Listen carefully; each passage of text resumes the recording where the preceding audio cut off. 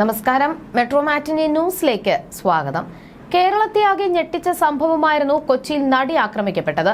2017 ഫെബ്രുവരി 17-നാണ് തൃശൂരിൽ നിന്ന് കൊച്ചിയിലേക്കുള്ള യാത്രയ്ക്കിടെ നടി ആക്രമിക്കപ്പെട്ടത്. കൊട്ടേഷൻ സംഘങ്ങൾ ആദ്യം പിടിയിലായ കേസിൽ മാസങ്ങൾ പിന്നിട്ടപ്പോഴാണ് ദിലീപിന്റെ പേര് ഉയർന്നു കേട്ടത്. അതേ വർഷം ജൂലൈ 10-ന് അറസ്റ്റിലായ ദിലീപിന് 3 മാസത്തോളം ജയിലിൽ കഴിഞ്ഞ ശേഷമാണ് ജാമ്യം ലഭിച്ചത്. വിചാരണ തുടങ്ങിയെങ്കിലും ഇടയ്ക്ക് വെച്ച് പുതിയ വെളിപ്പെടുത്തലുകളുണ്ടായി. തുടർന്ന് ഹൈക്കോടതിയിൽ നിന്നും നടന് ജാമ്യം ലഭിക്കുകയായിരുന്നു. ഇപ്പോൾ വളരെ നിർണായക ഘട്ടത്തിലൂടെയാണ് കേസ് കടന്നു പോകുന്നത്. നടി ആക്രമിച്ച കേസിന് പിന്നിൽ ഒരു സ്ത്രീ ഉണ്ടെന്നും അത് കാവ്യ മാധവനാണെന്നുമുള്ള പ്രചാരണം നേരത്തെ വ്യാപകമായി നടന്നിരുന്നു. സംവിധായകൻ ബാലചന്ദ്രകുമാർ അടക്കമുള്ളവർ ആ മാഡം കാവ്യയാണെന്ന് ആരോപിക്കുകയുണ്ടായി. കേസിൽ കാവ്യയെ പോലീസ് ചോദ്യം ചെയ്തിരുന്നുവെങ്കിലും തുടർ നടപടികളൊന്നും ഉണ്ടായില്ല. കേസുമായി ബന്ധപ്പെട്ട് കാവ്യയെക്കുറിച്ചുള്ളതൊക്കെ കെട്ടിച്ചമച്ച കഥകളാണെന്ന് രാഹുൽ ഈശ്വർ പറയുന്നു. കാവ്യ മാധവൻ എന്തിനാണ് അതിജീവിതയെ കുടുക്കുന്നത് എന്ന ചോദ്യവും രാഹുൽ ഈശ്വർ ഉയർത്തുന്നു.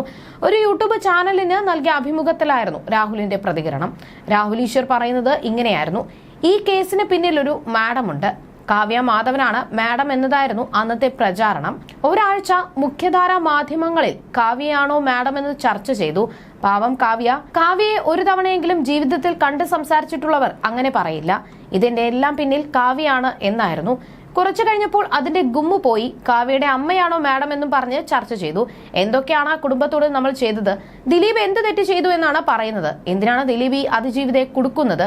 പോലീസ് പറയുന്നത് ദിലീപും മഞ്ജു വാര്യരും തമ്മിലുള്ള വിവാഹം തകരാനും പിന്നീട് ദിലീപ് കാവ്യ വിവാഹം കഴിക്കാനുമുള്ള കാരണം ഈ അതിജീവിതയാണ് എന്നാണ്. അങ്ങനെയുള്ള ഒരു വ്യക്തിയെ എന്തിനാണ് കാവ്യ കൊടുക്കുന്നത്? എന്തെങ്കിലും ലോജിക്ക് വേണ്ടേ? കാവ്യയുടെ അമ്മയാണ് കുടിക്കത് എന്നൊക്കെ ആൾക്കാർക്ക് കഥയുണ്ടാക്കാൻ ഒരു മടിയുമില്ല. പോലീസുകാർ മനഃപൂർവ്വം കഥയുണ്ടാക്കിയതാണ്. ബാലചന്ദ്രകുമാർ മരിച്ചുപോയി. അദ്ദേഹത്തെക്കുറിച്ച് ഒന്നും പറയുന്നില്ല. ആശയപരമായ വിയോജിപ്പ് ഉണ്ടായിരുന്നുവെങ്കിലും അദ്ദേഹത്തിന് വയ്യാതെ കിടന്നപ്പോൾ താൻ വിളിച്ചിരുന്നു. എന്തൊക്കെ കഥകളായിരുന്നു. ഗ്രൂപ്പിലിട്ട് തട്ടാൻ തീരുമാനിച്ചു എന്നൊക്കെ. ഓഡിയോ അവിടുന്നും ഇവിടുന്നുമൊക്കെയായി കട്ട് ചെയ്ത് ഒരാളുടെ ശബ്ദശകലം ഉണ്ടാക്കുന്നതിന് എന്താണ് ബുദ്ധിമുട്ട്? ദിലീപ് ബാലചന്ദ്രകുമാറിന്റെ ഒരു സിനിമ ചെയ്യാൻ ഉദ്ദേശിച്ചിരുന്നു. ദിലീപ് അതിൽ നിന്ന് പിന്മാറി. ബാലചന്ദ്രകുമാർ കുറെ പേരുടെ കയ്യിൽ നിന്നും പണം വാങ്ങിയിട്ടുണ്ടായിരുന്നു. പുള്ളി ദിലീപിനെ വിളിച്ചു പറഞ്ഞു അവരോടൊക്കെ പറയണം തന്റെ സിനിമ ചെയ്യും, അതിനൊരു സമയം വേണമെന്ന്. ദിലീപ് അത് പറ്റില്ലെന്ന് പറഞ്ഞു. ഈ ദേഷ്യം തീർക്കാനാണ് പുള്ളി വന്നത്. ദിലീപും പൾസർ സുനിയും തമ്മിൽ ബന്ധമുണ്ട് എന്നതിന് കടുകുമണിയോളം തെളിവ് ഏതെങ്കിലും മാധ്യമങ്ങളിൽ വന്നു. ദിലീപിനെതിരെ പോലീസുകാർ വ്യാജ ഫോട്ടോ ഉണ്ടാക്കി. ഇത് പോലീസിൽ DIG ആയിരുന്ന ശ്രീലേഖ പറയുന്നതാണ്. പോലീസിൽ ഈ കേസ് നടത്തിയത് മാധ്യമങ്ങളുടെ പിന്തുണയോടുകൂടിയായിരുന്നു.